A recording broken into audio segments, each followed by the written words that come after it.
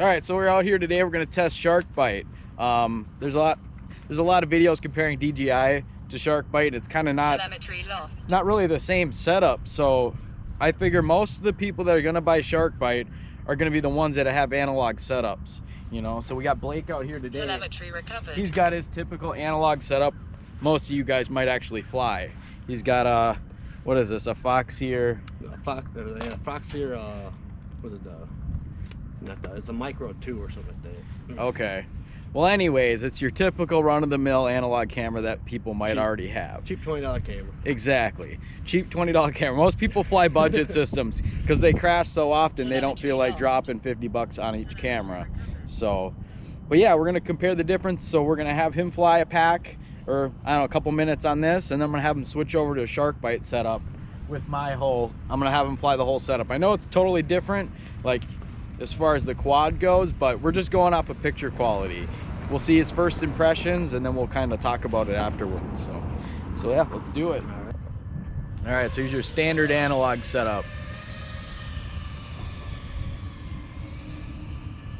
My God, I just run the patch and a lollipop all day. So. Right. Yeah, I mean, you get plenty good range with this. Are you running 200 milliwatts? You still have it at like 600? 200, actually. Nice.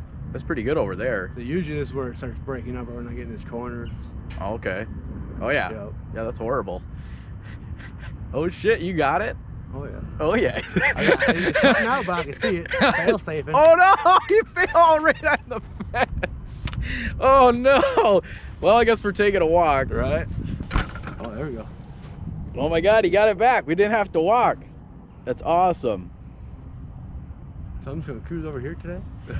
Yeah, we don't have to do range testing. All we're doing is comparing picture quality, right? Yeah. So we'll get him used to flying this, and then we'll have him jump into the HD, and then maybe I'll have him throw another pack in, or you probably just come in now, actually. Come in now, and then you can finish that pack off after we fly the Shark Byte setup for a little bit. And then you'll kind of see, you'll notice the difference.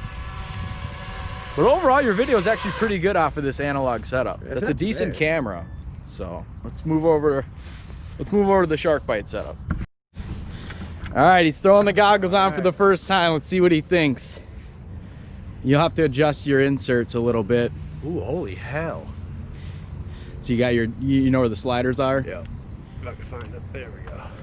So what do you think? It is, I like how like smooth, it's like a smooth clearness. Right. Well, you don't see that fuzziness like you do with the analog. Yeah, that's what I was noticing too. There's kind of a graininess to analog, whereas this is like just sharp.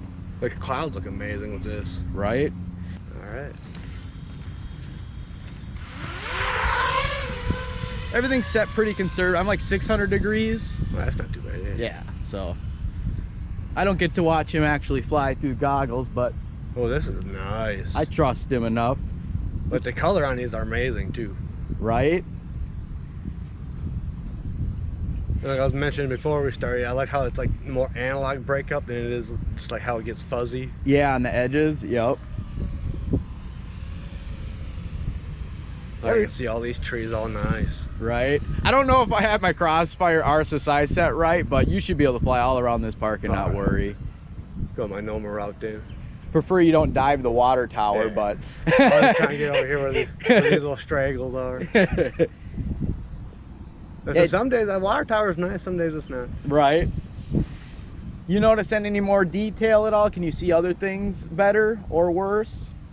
I say that straggle and like the actual power lines that we do have here, I can never see them before. Okay. Like over here, like the actual fence looks amazing. Never thought I'd be complimenting a fence before. Right. Like right here when I'm doing that, it just looks like a blur in my analog setup. Okay.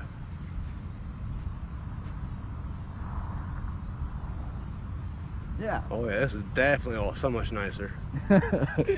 All right, you want to bring her in, and then you can try back your. We'll go back to your analog, and then we'll get your thoughts on that. All right, now he's back on his analog setup. We'll see what he thinks. All right, you ready? Yep.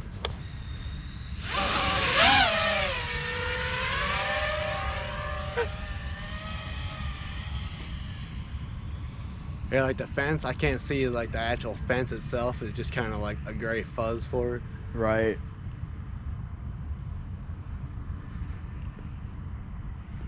And right here, I got way more breakup with my goggles on analog. Yeah, I'm getting a ton of breakup too, actually. Kind of curious to review the shark bite footage just to see what it looked like over there. Yeah, it's hard to say. Oh, nice. I didn't know if you were gonna make it. They used to break cameras all the time when I first started flying. Yeah, I suppose you probably flown this park a billion times. Oh, yeah. Oh shit. I had a little breakup I right lost, there too. I lost it in mine. I had some snow. I can still see it a little bit though. Yeah, you got rapid fire? And I got that Virgin 1 The Forge diversity. Oh module yeah, set those up. are pretty good. All right, now I'm getting a little acro in here. Yeah, you're ripping.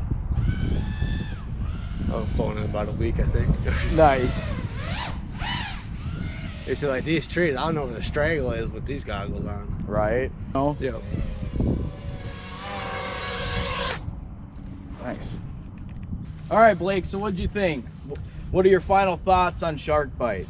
I'm gonna probably buy it when I get some money. It's a lot more clear. Like, I didn't think it was gonna be this great, but I love the breakup, how it's like an analog breakup over the DJI breakup, what I've seen online. Yeah.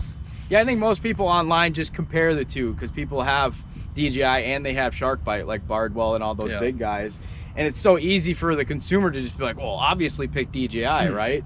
But if you look at it from a price standpoint and from what you can afford and what you already have, right? So you already have analog. It's not hard to add the shark bite system to your analog setup. As long as you have an HDMI input, you can run it. So with that, and then it also hooks up very similarly to, it's literally like 4 wires to get this thing hooked up into your flight controller. And it's just about the same as my DVR stack size. Yeah, here. exactly. Yeah, it's a little odd on shape, but you can generally jam it into somewhere. And then they're also coming out with a smaller VTX too. Oh, yeah. So it looks like a 30 by 30 stack kind of. That new one. Yeah, the new one. It's less power. It's like 200 milliwatts versus this goes up to 500. But all you need all day for something like that. I know 200 for a park like this is all you need. You don't need to be going a mile out testing this stuff. You know, I mean, it's fun, but I don't think it's really necessary for most of the FPV pilots in the community. So, but yeah, there it is, guys. Thanks for watching. See you next time.